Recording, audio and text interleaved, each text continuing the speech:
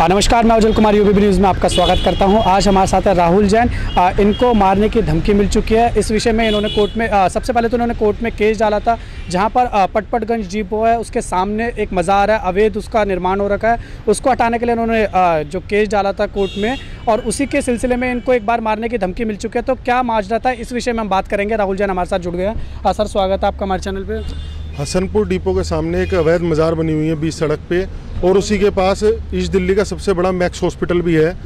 तो जिसकी वजह से पब्लिक को हॉस्पिटल पहुंचने में तकलीफ होती है और घंटों वहां पे जाम लगा रहता है। उसके खिलाफ मैंने हाई कोर्ट में केस डाल रखा था। 2 तारीख को हमारा कोर्ट में केस एक्सेप्ट हुआ था, और 3 तारीख को मेरे को गन पॉइंट पे कहा गया था कि इस केस को वापसी ले लो, नहीं तो तुम्हें जान से मार देंगे, जिसकी मैंने FIR भी कटवाई हुई है। तो सर, मैं आपको बीच में रोक रहा हूँ। आपको जान से मारने की धमकी मिली थी, ये कब मिली थी, और आपको क्या लगता है कि किन लोगों ने आपको ये धमकी दी होगी? मैं सुबह 6:30 बजे करीब जिम जाता हूँ, तब तो 2 लड़के बाइक के ऊपर आए और उन्होंने गन लगा रखी थी और मेरे को कहा तू राहुल जैन है। मैंने कहा मैं राहुल जैन हूँ। उन्होंने मेरे को कहा कि जो तूने कोर्ट में केस डाल रखा है इसको वापसी ले ले, नहीं तो हम तेरे को जान से मार देंगे। फिर मैंने केस कोई वापसी नहीं लिया और केस चेहरा देखा आपने उनका? क्या नहीं, उन्होंने हेलमेट लिया, उनका पता लगा? उन्होंने हेलमेट पहन रखा था और गन लगा रखी थी। अच्छा, हाँ। गन पॉइंट आपकी तरफ करा था उन्होंने? नहीं, उन्होंने गन लगा रखी थी, और जब उन्होंने मेरे को धमकी दी तब उन्होंने अपना कुर्ता उठाया जिसमें से गन उनकी साफ दिखाई दे रही थी। अच्छा। और उनका इशारा गन की तरफ था। तो हुलिये से कैसे लग रहे थे वो आपको? इसका तो मैं एग्जैक्ट बता नहीं सकता। कपड़ों से अगर कुछ आप... हाँ, कपड़े उन्होंने कुर्ता पजामा पहना हुआ था और चेहरा मैंने उनका देखा नहीं। हाँ, जिसकी पुलिस में मैंने रिपोर्ट दे रखी है। और आज हमारा कोर्ट में, आज हमारी तारीख थी। कोर्ट ने आज केस को जो है 2 हफ्ते का टाइम दिया। कोर्ट में आपके किस केस की तारीख थी? जो आपको गन पॉइंट का करा था, या जो आपने जो अवैध निर्माण के लिए डाल रखा? जो अवैध निर्माण के लिए डाल रखा। गन पॉइंट का कोई केस नहीं है, वो तो पुलिस अपनी जांच कर रही है। जांच में पता लगेगा कौन लोग थे, क्या था।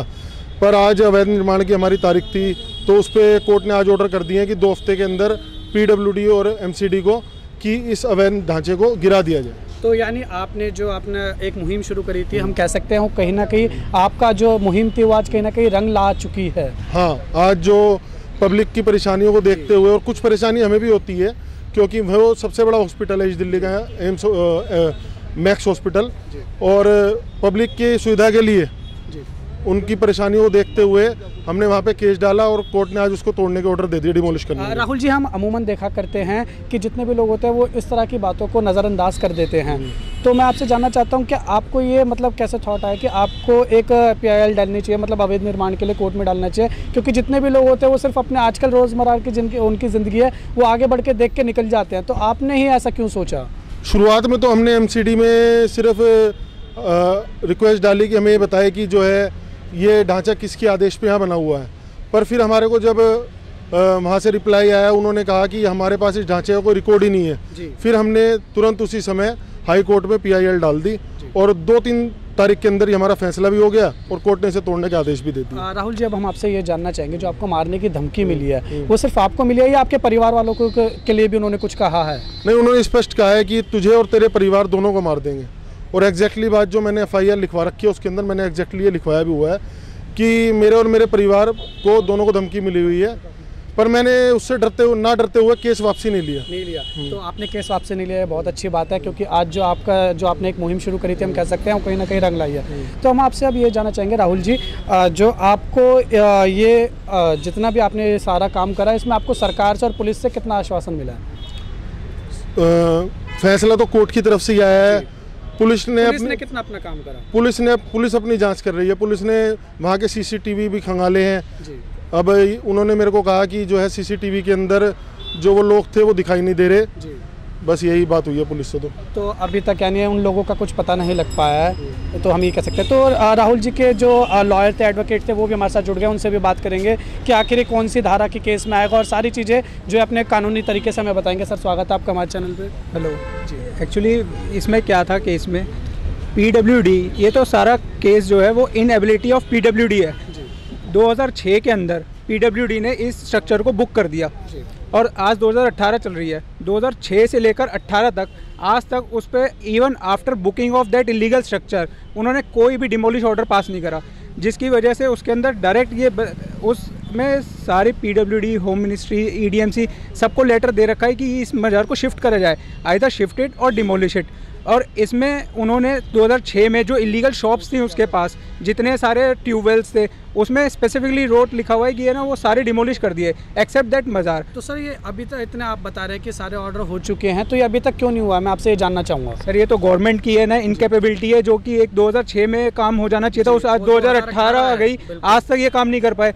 ये तो गवर्नमेंट की इनकेपेबिलिटी है, जिसके लिए एक आम आदमी को कोर्ट में आकर अपना टाइम वेस्ट करना पड़ता है, अपना खर्चा करना पड़ता है और यहाँ सरदर्दी लेनी पड़ती है। किसको इसके पीछे जिम्मेवार मान सकते हैं जो ये काम अभी तक नहीं हुआ है? इसके पीछे तो है ना गवर्नमेंट की इनसफिशिएंटी है। जिम्मेदार हो सकते हैं जितनी भी डिपार्टमेंट है सर अपने। आपका नाम? मेरा नाम चंद्र प्रकाश शर्मा है। जैसे कि राहुल जैसे कि सर से अभी हम बात कर रहे थे, सर के साथ हमने दोनों ने मिलकर एक पीआईएल डाली। जैसे राहुल जी आए थे हमारे पास, इन्होंने हिम्मत दिखाई थोड़ी सी एक पीआईएल डालने के लिए, तो हमने इनके साथ ही हमारे पास बैठे, हमने इन्हें थोड़ी इंस्ट्रक्शन दी, उसके बाद इन्होंने साथ हमारे साथ लगे, फिर हमने पीआईएल डाली। उसके बाद जो भी हुआ, देखो कोर्ट ने फैसला तो सही दिया है और सुप्रीम कोर्ट की कई सारी जजमेंट्स हैं, पहले भी कई चीज़ हो चुकी है। जैसे हमारा एक मंदिर था वहाँ पे करगडुमा कोर्ट के पास, वो भी ऐसे हाई कोर्ट के पीआईएल द्वारा टूटा गया था। ये तो ड्यू टू ट्रैफिक है, जो जितना भी ट्रैफिक आता है बीच में उसी की वजह से रुकता है। अब पटपड़गंज हॉस्पिटल में कोई मरीज जाता है, एम्बुलेंस जाती है, उसको एम्बुलेंस भी जाने में दिक्कत होती है, तो उस वजह से हमने पीआईएल फाइल करी है। देखिए हमारी पीआईएल जो भी है वो सफल हुई है। आज 2 हफ्ते का टाइम दिया है चीफ जस्टिस ने कि या तो हमें इसकी रिपोर्ट दी जाए, ये क्या इलीगल है, लीगल है, इलीगल है तो इसे डिमोलिश किया जाए। इसके लिए हमें आज टाइम दिया है 2 हफ्ते का। सर अब हम आपसे जानना चाहेंगे, जैसे अभी राहुल जी ने हमें बताया कि इनको मारने की धमकी मिली है, तो इस विषय में हम जानना चाहेंगे कि आखिर ये जो केस बनेगा किस दायरे में बनेगा और ये सारी चीज़ें जो भी कानूनी इसमें कार्रवाई होगी वो कैसे होगी? एक्चुअली इसमें जो सारी कार्रवाई है वो पुलिस के पास है, हमारे पास और इन कंप्लेंट के पास कोई अथॉरिटी नहीं है। इसमें इन्होंने, इनका काम था ये कहना, वहाँ पर 100 नंबर पर हैंड टू हैंड कॉल कर दी, पुलिस वाले आ गए, इनकी सारी रिपोर्ट हो गई। अब उसके हिसाब से जो जो उनकी धारा बनती है कि गन पॉइंट पे जो उनकी धारा बनती है धमकाने की, जानना चाह रहा हूँ कि क्या धारा बनेगी। एक तो इसमें थ्रेटनिंग की है ना, इसमें है ना 506 आईपीसी थ्रेटनिंग में आएगा, और इसमें जान से मारने की, पूरे परिवार को धमकी दी, उसके हिसाब से सारे थ्रेटनिंग के एक्ट हैं इसमें। और एक केस डिमोलिश बनाने, केस वापस लेने का प्रेशर जो इनके ऊपर डाला गया, उसके तहत इसमें कार्रवाई होगी। और इसमें पुलिस अपनी तरफ से पूरी कार्रवाई कर रही है, जैसे जैसे है ना समय आएगा वो पुलिस अपनी रिपोर्ट बनाकर कोर्ट में पेश कर देगी और हम इस केस को ढंग से पैरवी करेंगे। जी बहुत बहुत शुक्रिया हमारे साथ जुड़ने के लिए। और राहुल जी मैं आपसे जानना चाहता हूँ कि आपने इतना सारा संघर्ष कराया है, तो आखिर में आप आके जीत गए हैं, तो आपको कैसा लग रहा है? सबसे पहले तो आप ये बताइए हमें। मुझे बहुत अच्छा लग रहा है। इतनी लड़ाई लड़ी, इतना टाइम वेस्ट करा, इतनी एनर्जी वेस्ट हुई, जान से मारने की धमकी मिली। हाँ, परिवार भी खतरे में है, मैं भी खतरे में हूँ, व्यापार भी डिस्टर्ब हो रहा है, पर आज कोर्ट के फैसले के बाद बहुत संतुष्टि मिल रही है और बहुत अच्छा फील हो रहा है। मैंने सरकार को, खासकर आप सरकार को नोटिस भी डाला था, उनको पूरे केस की जानकारी है, पर उनकी तरफ से आज तक मेरे को कोई रिप्लाई नहीं मिला। और दिल्ली सरकार के उप मुख्यमंत्री श्री मनीष सिसोदिया जी का वो विधानसभा क्षेत्र है, उनके इलाके में ऐसे मतलब इनलीगल स्ट्रक्चर बने हुए हैं, पर उनकी तरफ से भी कोई रिप्लाई नहीं मिला। राहुल जी मैं आपको बीच में रोक रहा हूँ, आपने भी जैसे कि बताया मनीष सिसोदिया जी का वहाँ पे वो है, वहाँ पे वो वहाँ से तो मैं आपसे ये जानना चाहूँगा, आपने मनीष सिसोदिया को इस विषय में लेकर कोई बात करी? मैंने दिल्ली सरकार श्री अरविंद केजरीवाल जी को लेटर डाला हुआ है, पर उनकी तरफ से अभी तक मेरे को कोई रिप्लाई नहीं हुआ, कई महीने बीत चुके हैं। तो आप उनके जो कार्यालय था आप वहाँ पर गए, वहाँ पे किसी ने कोई बात करी हो या कुछ भी ऐसा हुआ आपके साथ? मैं वहाँ पे कार्यालय में गया उनके, पर मेरे को वहाँ पे कोई संतोषजनक आंसर नहीं मिला उनकी तरफ से। तो ये थे हमारे साथ राहुल जैन जी, इनसे हमने बातें करी। आज हम आए हुए थे दिल्ली कोर्ट में, दिल्ली हाई कोर्ट। इनको जो इन्होंने एक मुहिम शुरू करी थी, हम कह सकते हैं उसमें कहीं ना कहीं आज एक हद तक सफल हो गए हैं। अवैध निर्माण का जो इन्होंने अवैध निर्माण जो हो रखा था पटपटगंज के आगे मज़ार बनी हुई थी, उसको हटाने के लिए इन्होंने दिल्ली हाई कोर्ट में पीआईएल डाली और कहीं ना कहीं हम कह सकते हैं आज उसका रिजल्ट आ गया और दिल्ली हाई कोर्ट है उसने रिजल्ट दे दिया है अपना। उन्होंने आदेश दे दिया कि जो अवैध निर्माण है उसको हटाना चाहिए। तो ये इनका कहना था कि जो दिल्ली हाई कोर्ट ने अभी जो उनके ऑर्डर्स हैं वो पास कर दिए हैं, जो अवैध निर्माण है पटपटगंज के सामने, पटपटगंज डिपो के सामने जो अवैध निर्माण हो रखा है मज़ार का, उसको हटाने के ऑर्डर पास हो गए हैं। ये राहुल जैन का कहना है। कैमरामैन जगदीश उप्रेती के साथ मैं Ujjwal Kumar, UBB news, Delhi high court.